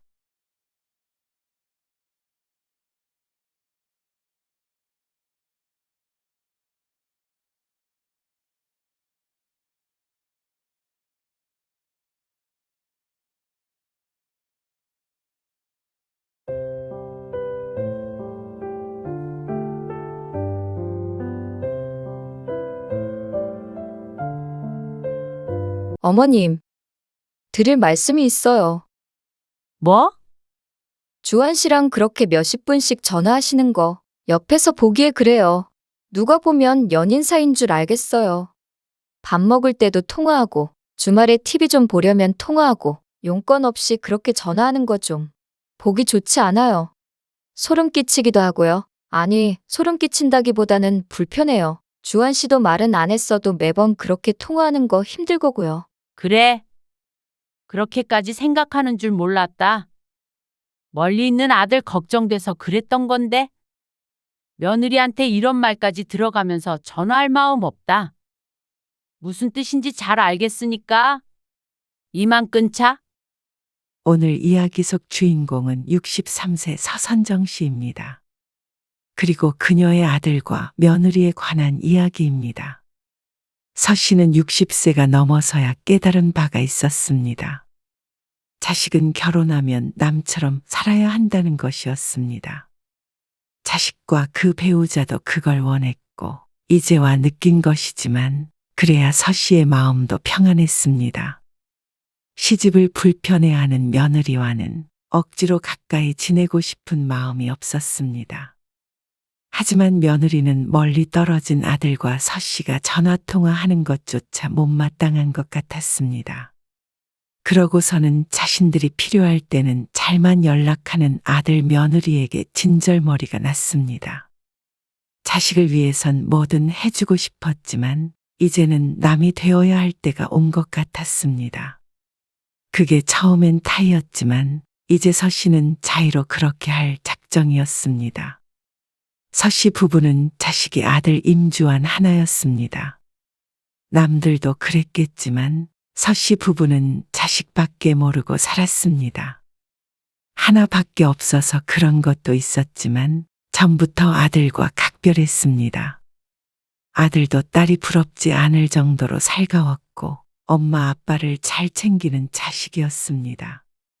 독립을 해서 나갔어도 1, 2주에 한 번은 꼭 만났습니다. 서 씨 집에 오기도 했고 어쩔 땐 밖에서 만나서 함께 식사를 하기도 했습니다. 저 오늘 일찍 퇴근하는데 엄마 아빠 시간 되시면 제가 그 근처로 갈게요. 엄마 아빠는 시간 괜찮아. 그러면 엄마 집 앞에 있는 횟집 있죠? 거기서 뵐까요? 제가 오늘 한턱 쏠게요. 그래? 좋지? 네. 그럼 출발할 때 전화 드릴게요. 서 씨 집 근처에 몇 번 갔던 일식집이 있었는데 방이 있어서 조용히 이야기하기 좋았습니다. 그리고 그 식당에서 아들이 보자고 한 이유가 있었습니다. 저 결혼하려고 해요. 정말? 네. 다음 주쯤에 인사드리러 올게요. 서 씨와 남편은 아들의 말에 반가워했습니다. 30이 넘었는데 만나는 사람도 있으니 곧 좋은 소식이 있을 거라고 서 씨 부부끼리는 종종 이야기를 하곤 했습니다. 그리고 얼마 뒤 서 씨 부부는 예비 며느리를 만났습니다. 어차피 결혼해도 가까이서 살 거니까 지영이랑 자주 찾아뵐게요. 아들이 서 씨 부부에게 한 말이었습니다.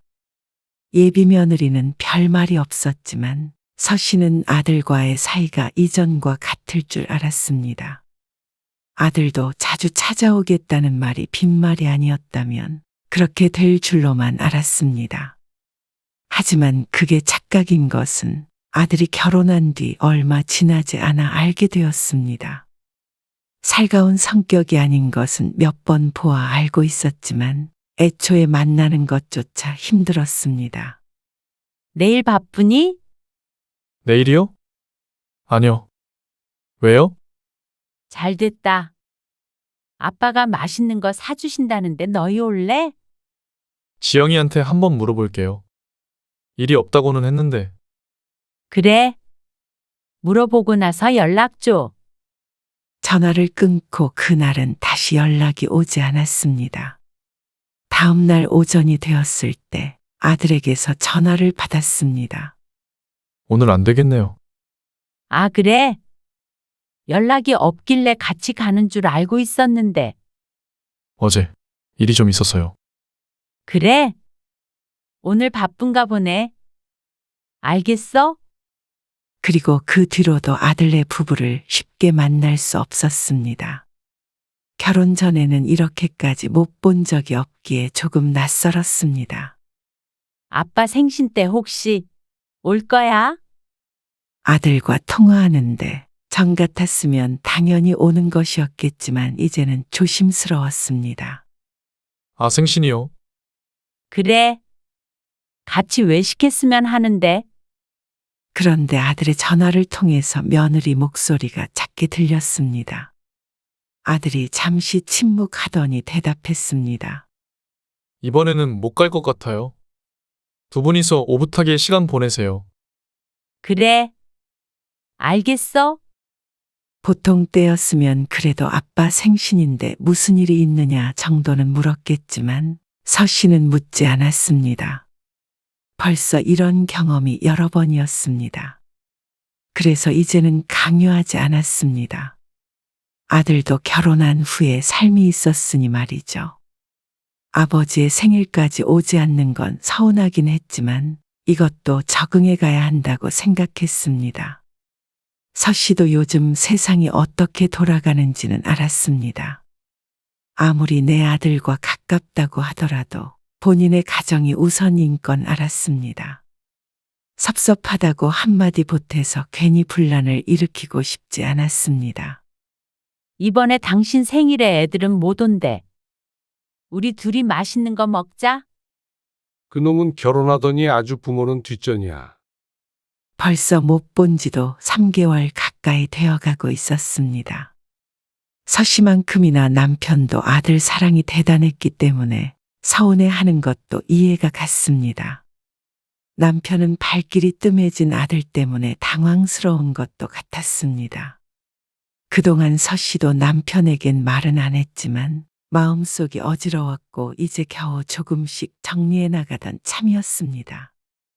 그리고 그런 아들네 부부를 보게 된 건 명절 때였습니다. 그래도 명절까지 안 올 것은 아닌 모양이었습니다. 명절 당일 아침에 갈게요. 전날 오는 게 아니라? 어차피 차례도 안 지내니까 아침에 가도 되지 않아요? 같이 떡국 먹고 올게요. 차라리 전날 저녁에 와서 저녁 먹고 가 그러면. 떡국 먹고 바로 처가 가는 게 편해서요. 그러면 아들네 부부가 서 씨의 집에 머무는 시간이 길어야 2시간 정도였습니다.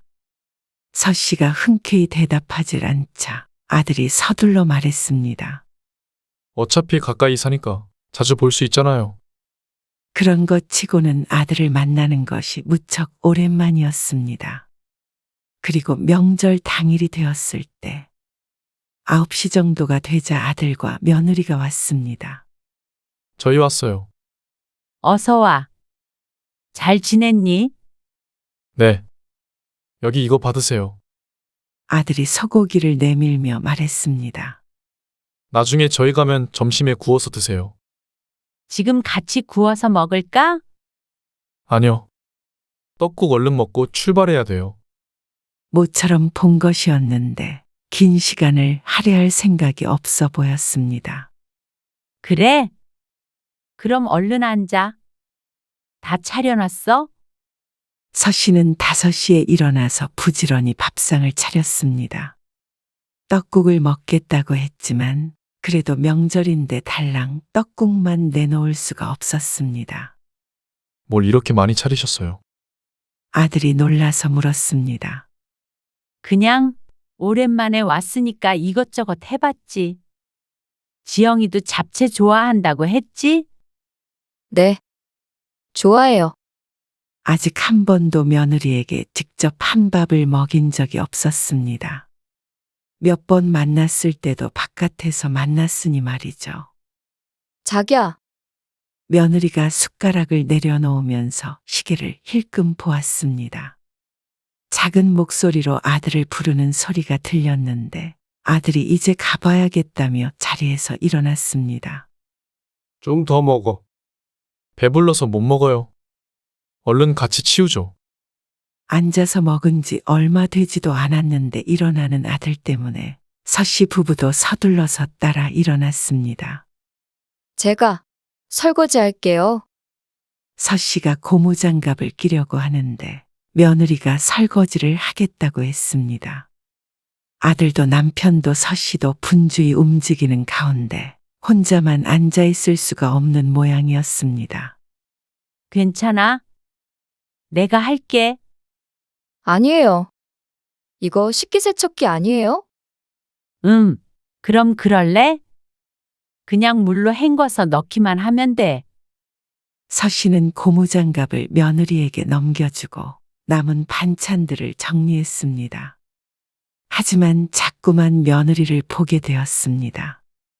고무장갑을 끼운 채로 검지손가락과 엄지손가락 2개만 이용해서 접시를 식기세척기에 넣는 모습이 무척 불안해 보였습니다. 그리고 인상은 한껏 찌푸린 채였습니다. 설거지를 하라고 한 것이 마음에 걸리던 차였는데 며느리의 반응을 보니 서씨가 해야 할 것 같았습니다. 그래서 서둘러 정리를 마치고 며느리에게서 고무장갑을 넘겨받았습니다. 내가 할게. 얼른 가봐야 한다며. 너희들 이만 가봐. 이거 뒷정리 더 해야 하는 거 아니에요?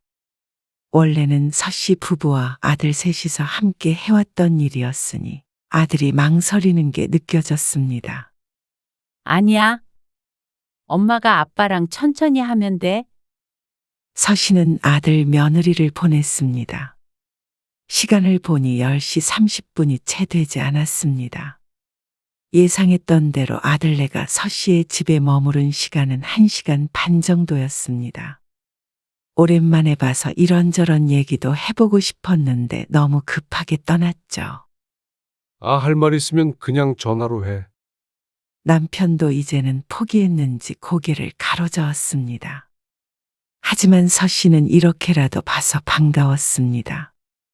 전화통화는 가끔 하지만 내 자식이니 얼굴 보고 이야기하는 건 늘 좋았습니다. 그럼 뭐 이제 다음 명절에나 보겠네. 남편의 투덜거리는 목소리를 듣고는 서씨도 쓴 미소를 지었습니다. 그런데 다음 명절이 다가오자 서씨는 당황스러운 전화를 받게 되었습니다. 이번에는 저 혼자 가요? 지영이는? 아, 지영이는 처가에 가고요. 아, 아들의 말에 서씨가 대답을 하지 못하고 있는데 아들이 서둘러 변명했습니다. 요즘에는 그렇게 하는 부부도 많이 있어요. 그건 서씨도 모르는 바가 아니었습니다. 다만 그게 내 일이 될 줄은 몰랐던 것이었죠. 그래. 그러면 언제 오려고 그래? 명절 전날에 가서 하루 자고 명절 아침에 갈게요. 아침에 바로 가? 아, 네. 그래도 처가에 잠깐 들리기는 해야 될 것 같아서요. 그래. 그러면 지영이는? 지영이는 처가에 계속 있고요. 그러면 명절을 각자 챙기는 것이 아니었습니다. 그냥 서씨의 집에 며느리 없이 아들만 오는 것뿐이었습니다. 명정 당일에 아들이 처가에 가는 건 똑같았으니 말이죠. 지영이는 왜 안 오는 거야? 서씨는 진심으로 궁금했습니다. 뭔가 계기가 있나 싶었습니다. 하지만 일부러 아들에게 물어 며느리가 좋아하는 음식들도 많이 준비해 놓았습니다. 명절이라고 특별히 고생을 시키지도 않았고 말이죠. 대화하는 와중에도 그런 느낌을 받지 못했는데 갑작스레 오지 않는다니 당황스러웠습니다. 사실 그때 설거지 시키셨잖아요. 그 말에 머릿속이 번쩍했습니다. 설거지 하려고 결혼한 게 아니라고. 아들의 말에 어처구니가 없어서 말도 안 나왔습니다. 며느리가 그때 설거지를 했던 시간이 10분, 아니 5분도 되지 않았습니다. 그마저도 하도 하기 싫은 것 같아서 다시 서씨가 했습니다. 그리고 서씨가 그릇들을 식기세척기에 넣는 시간도 5분 정도밖에 되지 않았습니다. 차례를 지내지 않으니 제기 같은 것도 없었고 내 식구가 먹은 식기들이었습니다. 평소보단 조금 많아도 다시는 명절에 시집에 오지 않을 정도는 아니었습니다. 가족끼리 다 같이 밥 먹고 다 같이 치우는 정도는 할 수 있다고 생각했습니다. 이런 생각조차 자신이 시어머니이기에 할 수 있는 생각인지 모르겠지만 그래도 기가 막혔습니다. 그럼 이제 지영이는 여기 계속 안 올 거야? 그건 아니고요. 가긴 가겠죠. 그러더니 아들이 가라앉은 목소리로 덧붙였습니다. 죄송해요. 전화를 끊고 서씨는 생각에 잠겼습니다. 이런 일도 있구나 싶었습니다. 가만히 생각해 보니 자신이 경솔했나 싶기도 했습니다. 며느리는 가족이 아니라 손님이라고 생각했어야 하는 것인데 말이죠. 하지만 반대로 서씨의 아들을 생각해 보면 처가에 가서 결코 얻어먹기만 하고 올 사람은 아니었습니다. 생각이 꼬리에 꼬리를 물었지만 이내 생각하기를 포기했습니다. 당장 전화해서 왜 명절에 안 오냐 따지지 않는 이상은 서씨가 고민해봐야 소용이 없는 문제였기 때문이었습니다. 그런데 아무리 마음을 비우려고 해도 속상할 때는 분명히 있었습니다. 그리고 아들도 그런 며느리의 성격을 아니까 그럴 때마다 서씨를 위로했습니다. 지영이가 조금 개인적인 성격이에요. 그래서 그런 거지. 아기가 있어서 그런 건 아니니까 엄마가 좀 이해해 주세요. 제가 혼자라도 자주 갈게요. 그래서 서씨는 며느리에게 따로 연락하는 일도 없었습니다. 중요하게 봐야 하는 일이라면 아들만 불렀고 전화 통화도 아들과만 했습니다. 그런 사정을 아는 가까운 친구 몇몇은 그런 상황을 이해했습니다. 아들이 있는 친구들은 자신들도 그렇다고 했습니다. 그냥 그러려니 하고 살아야 한다는 조언 아닌 조언을 들었습니다. 그러게 딸 하나 더 낳지 그랬어. 종종 들어왔던 말이었지만 그 말이 이렇게 가슴에 와닿았던 적이 없었습니다. 아들 하나만 있어도 충분하다고 생각하며 살아왔으니 말이죠. 하지만 딸이라고 다를까 싶었습니다. 사위도 남이기 때문에 크게 다를 거라고 생각이 되지 않았습니다. 그러던 어느 날 아들이 갑작스럽게 해외로 발령이 났다는 말을 했습니다. 뭐? 얼마나 있다가 올 건데? 아직은 잘 모르고요. 3년 정도 있다가 올 것 같아요. 3년이나? 바다 건너 외국으로 간다는 아들의 말에 너무 놀랐습니다. 좋은 기회 같아서요. 지영이도 회사 그만두고 가서 공부도 좀 하려고요. 그럼 3년 동안 한국에는 안 오는 거야?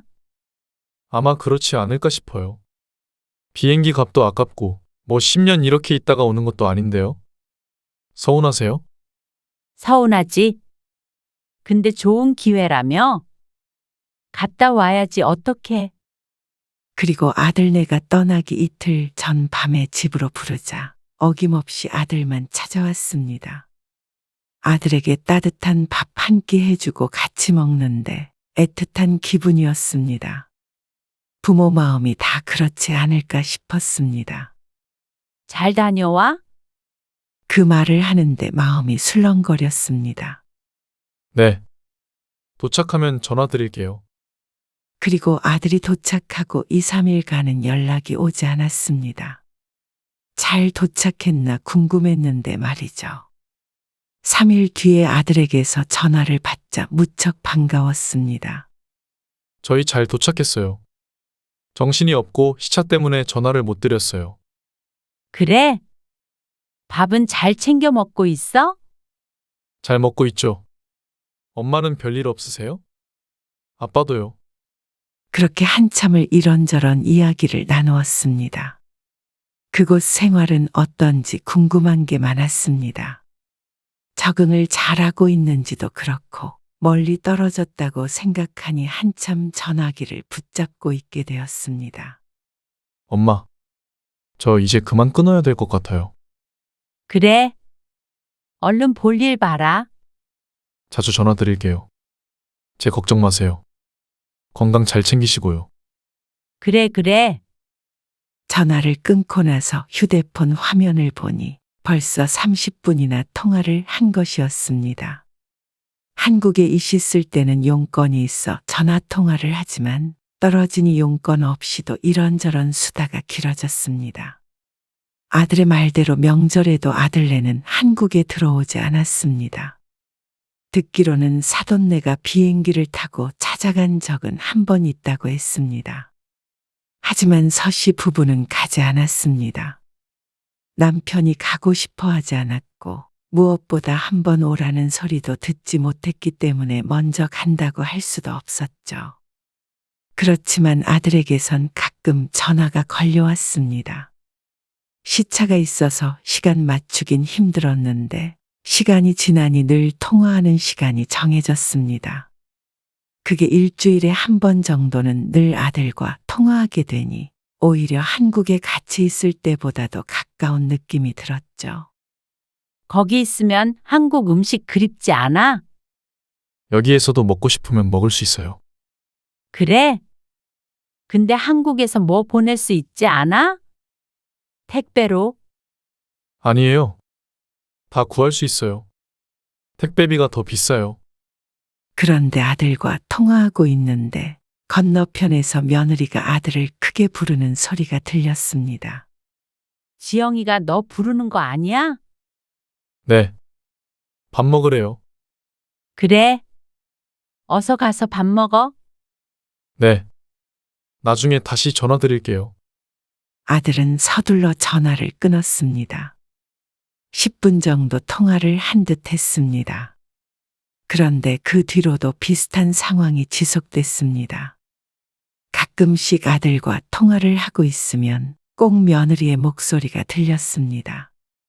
뭐라고 하는지는 몰라도 며느리의 목소리가 들리면 아들은 어김없이 전화를 끊었습니다. 그러던 어느 날이었습니다. 왜 주한이 전화가 안 오지? 바쁜가 보지. 그래도 이렇게 전화가 안 온 적은 없었는데. 무슨 일 있나? 궁금하면 먼저 해봐. 보통은 아들에게서 전화가 왔는데 보름 넘게 연락이 없으니 걱정이 되었습니다. 그래서 남편의 말대로 서씨가 먼저 전화를 걸었습니다. 여보세요. 그런데 한참 만에 받은 전화에서는 아들이 아닌 며느리의 목소리가 들렸습니다. 아, 지영이니? 네, 잘 지내셨어요?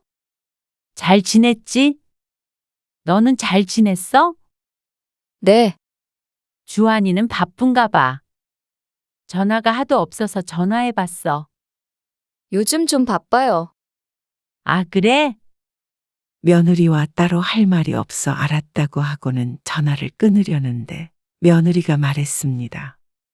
어머님, 드릴 말씀이 있어요. 뭐? 주한 씨랑 그렇게 몇십 분씩 전화하시는 거 옆에서 보기에 좀 그래요. 이게 도대체 무슨 말인가 싶었습니다. 누가 보면 연인 사이인 줄 알겠어요. 비꼬는 듯한 황당한 말에 서씨가 헛웃음을 지었습니다. 밥 먹을 때도 통화하고, 주말에 TV 좀 보려면 통화하고. 용건 없이 그렇게 전화하는 거 좀 보기 좋지 않아요. 소름 끼치기도 하고요. 서씨는 자신이 잘못 들었나 싶었습니다. 그러자 며느리도 아차 싶었는지 얼른 정정했습니다. 아니, 소름 끼친다기보다는 불편해요. 주한 씨도 말은 안 했어도 매번 그렇게 통화하는 거 힘들 거고요. 서씨가 일주일에 한두 번씩 아들과 10분 내외로 통화하는 것이 그렇게 싫은 모양이었습니다. 그렇지만 어떻게 시어머니에게 소름 끼친다는 말을 할 수 있는 건지 몰랐습니다. 그래. 그렇게까지 생각하는 줄 몰랐다. 멀리 있는 아들 걱정돼서 그랬던 건데. 며느리한테 이런 말까지 들어가면서 전화할 마음 없다. 무슨 뜻인지 잘 알겠으니까 이만 끊자. 그러고는 전화를 끊었는데도 가슴이 시근덕거렸습니다. 다시 전화해서 욕을 한 바가지 퍼부어주고 싶은 마음이 굴뚝 같았습니다. 그렇지만 외출했던 남편이 들어오는 바람에 애써 가슴을 진정시켜야 했죠. 그리고 며칠 뒤에 아들에게서 걸려온 전화를 받지 않았습니다. 그러자 몇 번을 더 끈질기게 전화한 아들. 일주일쯤 지났을 때 서씨가 마지못해 전화를 받았습니다. 그러자 아들이 대뜸 사과했습니다. 죄송해요. 지영이한테 얘기 전에 들었어요. 무슨 얘기? 지영이가 엄마한테 말실수했다고요. 진짜 말실수가 맞나 생각이 됐습니다. 소름 끼친다는 말은 실수일 수 있지만 서씨가 아들과 통화하는 게 싫다는 말은 진심이었으니 잘못된 사과였습니다. 아무래도 여기에 저희 둘밖에 없는데 제가 자꾸 엄마랑 통화하니까 그랬나 봐요. 같이 있는 시간에. 그래봤자 고작 일주일에 10분, 20분이었습니다. 그게 그렇게까지 불편한가 싶었습니다. 서씨가 다른 사람도 아니고 부모인데 말이죠. 서씨는 아들이 자꾸 연락해서 재차 사과하는 통에 마음을 풀자 싶었습니다. 진심이 아니었다는 걸 한번 눈 딱 감고 믿자 싶었습니다. 하지만 처음엔 죄송하다고 했던 아들도 확실히 며느리 때문에 전화하는 횟수가 줄었고 시간이 지나자 그마저도 무척 뜸해졌습니다. 이제는 서운하지도 않았습니다. 그렇게 아들은 내 품에서 벗어나서 다른 가정의 가장이 되었구나 싶었습니다. 부모보다 자신의 가정이 중요해진 건 당연한 수순인 듯 했습니다. 그래서 그 이후로는 서씨도 아들에게도 따로 연락하지 않았습니다. 가끔씩 전화가 걸려오면 받아서 안부만 묻고 끊었죠. 그러다가 아들과 며느리가 귀국을 했고 며느리는 임신을 해서 배가 부른 상태였습니다. 이번에 지영이랑 설날 아침에 같이 갈게요. 지영이는 사돈네 가야 하는 거 아니야? 아들이 돌아온 뒤 열흘도 안 돼서 설이었습니다. 그런데 이번 설에 며느리와 함께 온다는 말에 놀랐습니다.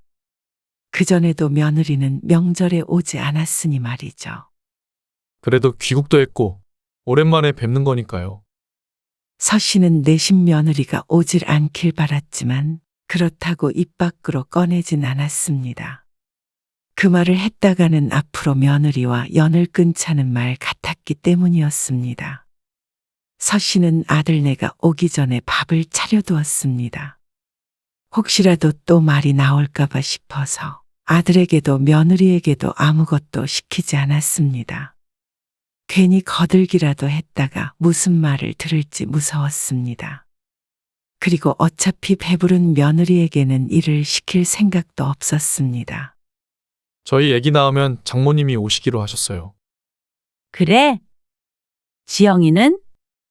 이번에 전에 다니던 회사에 다시 복직하게 됐어요. 그러면서 아마 출산하고 4, 5개월 만에 직장에 다녀야 한다고 했습니다. 자신 보고 봐달라는 것도 아니기에 그러려니 하고 넘겼습니다. 제가 같이 치울게요. 아니야. 그냥 가봐. 그냥 서씨 부부 둘이 치우는 게 마음 편했습니다. 그리고 얼마 뒤에 서씨가 아들에게 물을 것이 있어서 전화를 걸었습니다. 가족에 관련된 서류를 처리할 일이 있었는데 본의 아니게 여러 번 통화를 해야 했습니다. 서류 하나만 더 보내면 끝이래. 바쁜데 시간 뺏었네. 아니에요. 그런데 이번엔 선명하게 며느리의 목소리가 들렸습니다. 또 시작이네 하고 크게 언성을 높이는 것에 아들이 놀라서 숨을 들이키는 것이 느껴졌습니다. 그리고 서씨의 인상이 심하게 구겨졌죠. 자꾸 전화해서 미안하다. 그러고는 전화를 끊어버렸습니다. 잠시 아들네와 무슨 일이 있었는지 잊고 있었던 서씨의 잘못이었습니다. 도대체 억울해서 살 수가 없었습니다. 서 씨가 내 언녀도 아닌데 왜 이렇게 며느리 눈치를 보며 아들과 통화를 해야 하는지 알 수 없었습니다. 자식이 결혼하면 마음대로 통화도 못하나 싶어서 서러웠죠. 친구들이 며느리에 대해서 푸념할 때도 이런 얘기는 듣도 보도 못해서 황당했습니다. 그리고 서 씨는 자식에 대한 마음을 완전히 접어버렸습니다. 자꾸만 마음 주고 실망하고 마음 주고 섭섭하고 반복되는 관계에 지쳤습니다. 차라리 남이라고 생각하면 편해질까 싶었죠. 그렇게 연락도 뜸하게 지내자 차라리 나았습니다. 생각해보면 아들이 해외에 있을 때도 연락을 안 할 때가 더 번뇌가 없었던 것 같았죠. 그런데 더 어이없는 일은 며느리가 출산하기 전에 일어나게 되었습니다. 엄마, 장모님이 이번에 갑자기 무릎 수술을 하게 되셨거든요. 그런데 그래서 장모님이 애를 못 봐주시게 됐어요. 엄마가 좀 도와주셔야 될 것 같은데 복직 날짜가 이미 정해져서요. 그때는 애가 어린이집 갈 수 있는 나이도 아니고요. 이전 같았다면 발벗고 나서서 아들을 도와주었을 것이었습니다. 그리고 하나밖에 없는 손주를 누구보다도 예뻐했겠죠. 하지만 서 씨의 마음은 지난 몇 년간 조금씩 다쳐서 이제는 자물쇠까지 단단히 잠겼습니다. 그건 안 될 것 같다. 네, 아들은 당혹스러워 보였습니다. 거리도 가깝고 서 씨가 집에 있는 걸 아는데 거절할 이유가 없다고 생각했는지도 몰랐습니다. 지영이가 좋아하겠니? 내가 너랑 통화만 해도 기겁하는 애가. 그건 아들도 그 부분에 있어서는 할 말이 없을 것이었습니다. 그리고 그런 며느리에게 싫은 소리조차 안 하는 것이 서 씨의 아들이었습니다.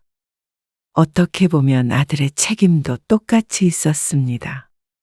아들이 며느리가 우선이었으니 말이죠. 애 보려면 너희 집에 들락날락 해야 하잖아. 내가 너랑 전화하는 것도 싫은 애가 그걸 달가워해? 아니에요. 지영이가 먼저 부탁한 거예요. 상황이 어쩔 수가 없어요. 도우미를 고용하려고도 알아봤는데 엄청 비싸더라고요. 나도 그동안 서운한 거 많았고 할 말 많았어. 그런데 겨우 마음 잡았다. 결혼한 자식은 남이라고 생각하니까 괜찮더라. 근데 이제 와서 너희 애 봐줄 생각 없어. 너희 애라뇨. 엄마 손자이기도 하잖아요. 남의 애기라고 생각하련다. 그 말에 아들은 충격을 받은 듯 했습니다. 하지만 서 씨의 솔직한 심정이 그랬습니다. 둘도 없는 자식이었지만 상처만 주는 아들 내외에게는 더 이상 마음을 주고 싶지 않았습니다. 기대했던 손주였지만 손주를 봐주기 위해 왕래하며 받을 또 다른 상처를 감당할 자신도 없었습니다. 그럴 바에는 손주도 먼 발치에서만 보는 게 나을 것 같았습니다. 그러자 다음 날 며느리가 처음으로 서 씨에게 전화를 했습니다. 그동안 죄송했어요. 제가 예민했어요. 제 마음은 그게 아니었어요. 하지만 한마디 말보다 그동안의 행동들이 며느리의 진심에 가까울 것임을 서 씨는 알았습니다. 앞으로라고 그러지 않을 거라고 생각되지는 않네. 그렇지 않아요. 애는 너희 힘으로 키워라. 아님 복직을 미루던지 사람을 쓰던지. 그러자 며느리는 대답이 없었습니다. 그리고 전화를 끊기 전에 서 씨는 한마디 덧붙였습니다. 그리고 나중에 겪게 되겠지만 너도 너희 아들한테 전화하지 말아라. 그 며느리도 소름 끼칠 거 아니야? 알겠니? 그러고 뚝 전화를 끊었는데 가슴 한켠이 조금이나마 시원해졌습니다. 그렇게 밀어내는 아들 며느리를 뭐하러 지금까지 붙잡아두고 있었나 싶었습니다. 남편은 진작에 정을 뗀 것 같았지만 서 씨는 가슴속에 자식밖에 없었죠. 그게 어리석었던 일임을 이제야 깨달은 자신이 바보 같았습니다. 자식은 결혼하면 남이라는 말이 괜히 있는 말이 아니었는데 말이죠. 아들에게서 다시 전화가 왔지만 받지 않았습니다. 그리고 메시지만 하나 보냈습니다. 며느리가 싫어하니 이제 전화하지 말라고 적어서 보내자 아들에게선 답장이 없었습니다. 놀란 아들의 표정이 눈에 선했습니다. 아들이 자신의 가정이 더 중요해졌듯이 서 씨도 남편이나 잘 챙겨야겠다 싶었습니다.